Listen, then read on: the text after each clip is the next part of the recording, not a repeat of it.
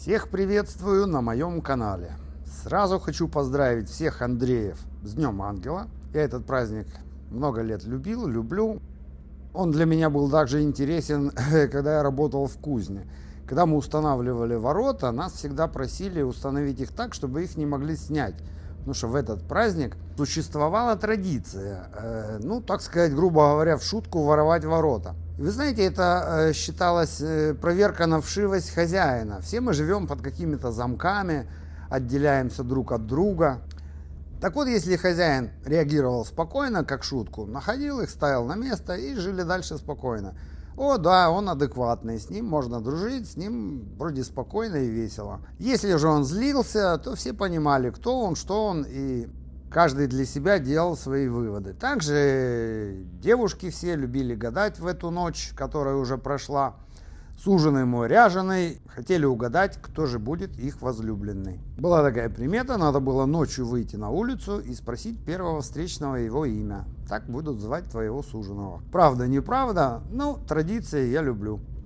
Я не знаю, как вы, но я как бы в конце года всегда переосмысливаю, как прошел год, как будет следующий. Мои планы, чтобы изменить. Меняю я всегда и все. И сегодня я хотел бы с вами поделиться своим отношением к жизни. Оно своеобразное, интересное. Слушайте, смотрите, я думаю, вам понравится. И на самом деле это видео больше для тех, кто живет в напряжении, в каком-то дискомфорте. Я хочу, чтобы вы расслабились и поняли одну вещь, которую, действительно надо послушать, чтобы понять, насколько все просто, и не надо все воспринимать все всерьез в этой жизни. Заранее благодарю всех, кто захочет меня поздравить с Андреем. Кстати, на канале, во всяком случае у меня, появилась новая фишка. На комментарии теперь я смогу вам отвечать голосовым сообщением. Думаю, будет интересно, но до 30 секунд.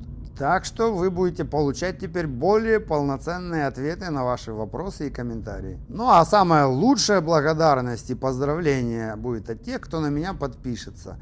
Напомню, что половина зрителей на меня не подписаны. Новым зрителям вы не поймете ничего с одного ролика про мой канал. Поэтому смотрите регулярно. Видео я стараюсь делать разные, разнообразные. Кстати, у меня уже штук 5 есть и с работы, и с Рима. Всякое разное интересное. Так что я вас на ближайшие дни закидаю этими видосами, потому что машина еще у меня сломана, запчасти не пришли. Вы часто мне пишете, что мои рассуждения, мое отношение к жизни совпадает с вашим. Последнее время мы многие переживаем от напряжения, от этих смен в мире. Мы все погрязли в работе, в семье, в каких-то переездах, ожиданиях чего-то. И хоть я и живу в Италии 20 лет, но я постоянно борюсь с какими-то вечными проблемами, вечными новшествами. И периодически я себе напоминаю одну простую вещь. Мы слишком серьезно относимся к жизни. И сегодня я хочу поделиться одной мыслью. Не как истиной, не как советом, просто как своим взглядом. Если вы сейчас в сложном периоде, возможно, это вас видео немного расслабит. Если вам покажется, что я говорю ерунду, просто послушайте дальше. Многие, наверное, из вас слышали, что наша жизнь все-таки игра. Недавно я был в Амстердаме, вы помните, и там всплыла еще интересная такая вещь. Оказалось, что я вообще-то люблю игры, онлайн-игры. В детстве у меня их не было, и, наверное, поэтому даже сейчас, уже во взрослом возрасте, хочется понять, что это такое вообще. Хочется, я уже понял это давно, потому что играл уже лет 5-10. Сейчас у меня YouTube, немного не до этого, и у меня пока пауза с играми. Но что интересно, муж Светы, хозяйки вот этой виллы, где я работаю, тоже любит игры. Хотя он уже тоже в возрасте, ему уже за 50. Конечно же, Света его привычку не любит. Моя жена эту привычку тоже не любила. Хотя в последнее время я почти не играю. В чем кайф этих игр, что бы ни случилось в твоей жизни, в любой момент ты можешь расслабиться, уйти просто в другой мир, улететь куда-то. Забыться, отвлечься, скажем, без алкоголя, что используют многие тоже для расслабления. И эта перезагрузка, поверьте, действует на психику положительно.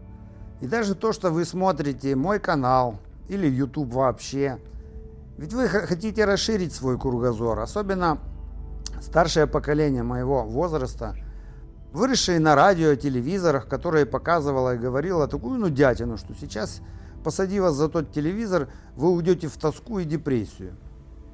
Кстати, интересно, а мои зрители играют в какие-то игры? Ну, по-любому какая-то часть играет в них.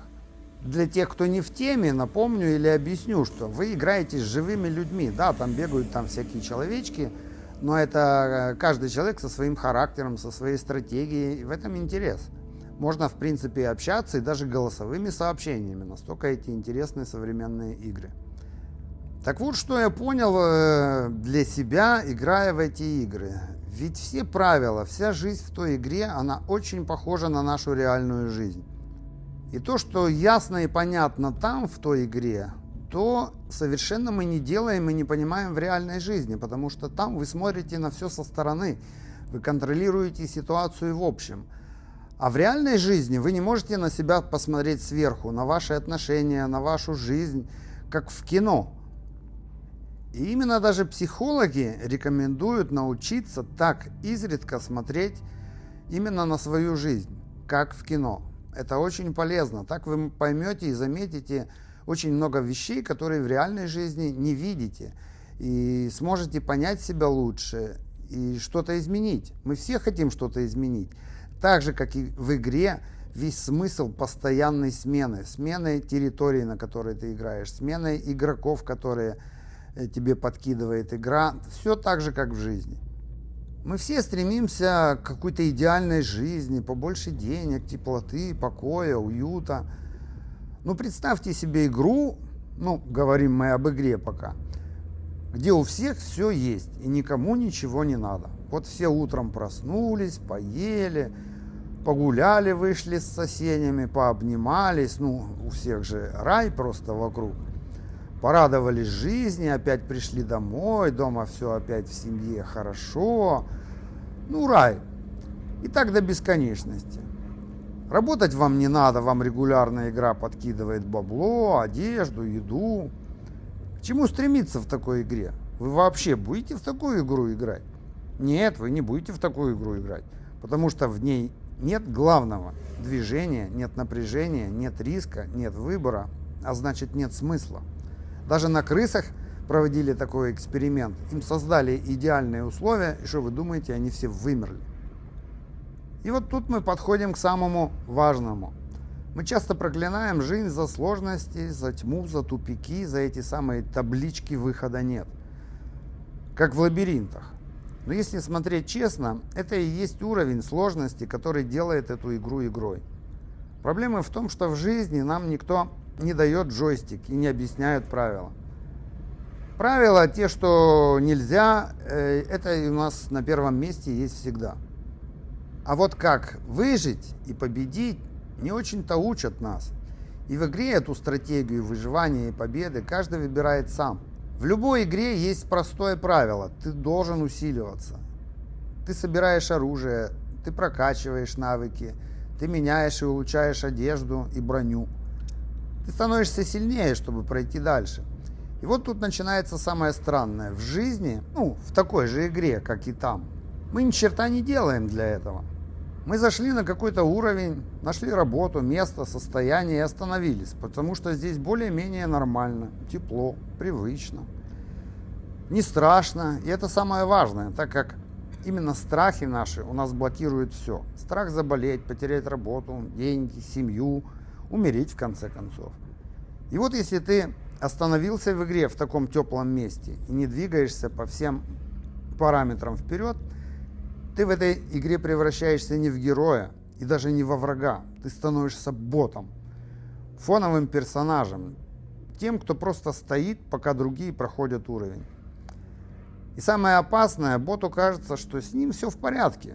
Он не понимает, что игра уже давно идет без него. В игре эти боты никому не интересны, с ними не интересно играть. Их просто либо убивают, либо проходят мимо. Но у них же там нету, не показывают ни их ни характеры, ни их настроение. А вот в жизни такие люди, боты, начинают злиться на других, причем где-то внутри себя, в своей голове. А почему он прошел вперед? А почему он меня толкнул? А почему он обо мне не подумал? А вообще, где подарок? Вот так вот мы все. Мы же любим на шарка, чтобы нас пожалели, погладили. Так вот, если бы вы играли хоть раз в такую игру, вы бы поняли сущность людей. Ведь в онлайн-игре играют реальные люди. В игре никто не думает о вас. Вообще. Кто-то будет вам объяснять, почему ему надо идти дальше, или объяснять свои секреты выживания? Нет, конечно.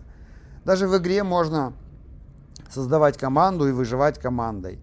Но тут же против вас образуется другая команда, и легче не станет. И не думайте, что вы самый умный, вы сейчас вчетвером против одного пойдете. Опять же, это скучно. Я, например, люблю жить и бороться с равными людьми. Сильный с сильным.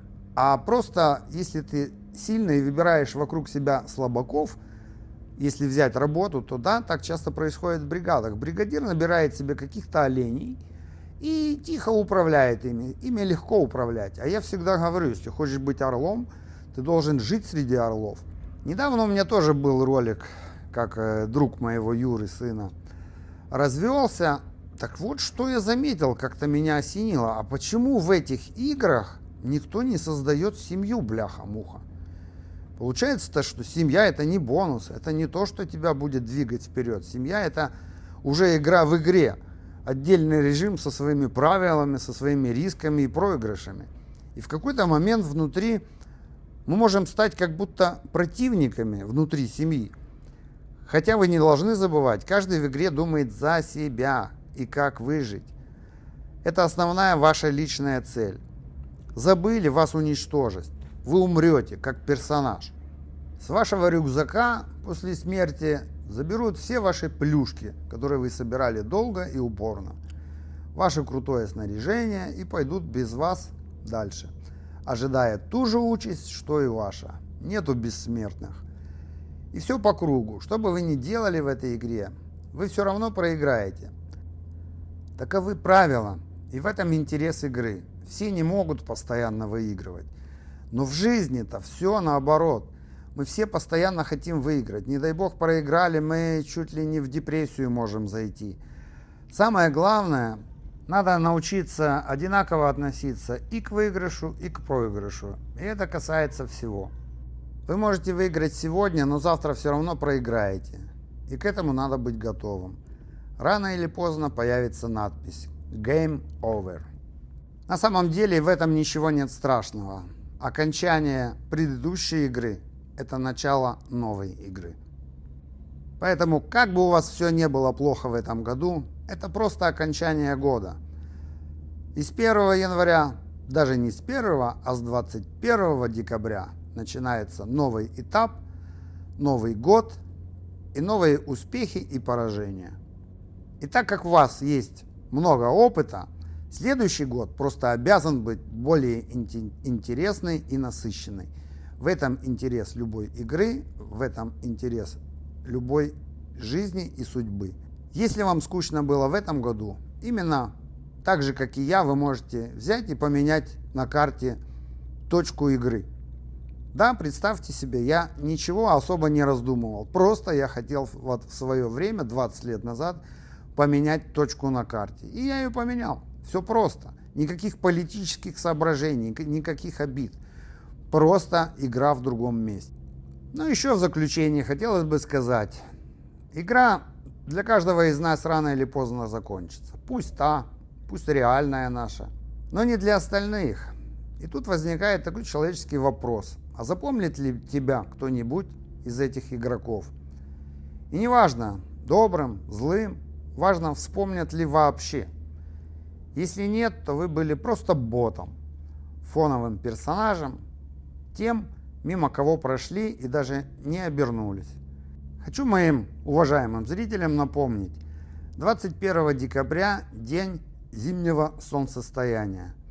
Именно после этого дня будет самая длинная ночь, начинается приход света, и день становится длиннее. Помимо этого, заканчивается 9-летний цикл. Мы все живем по определенным циклам. И начинается новый лист, новая жизнь. Поэтому, если вы как-то жили и горели, как маленькая церковная свечка, вы можете с этого дня зажечь свой факел, осветить дорогу себе, другим и жить совершенно новой жизнью. И пофиг, что было в предыдущей игре. Всем спасибо за внимание, за просмотр. Всем удачи, мира и добра.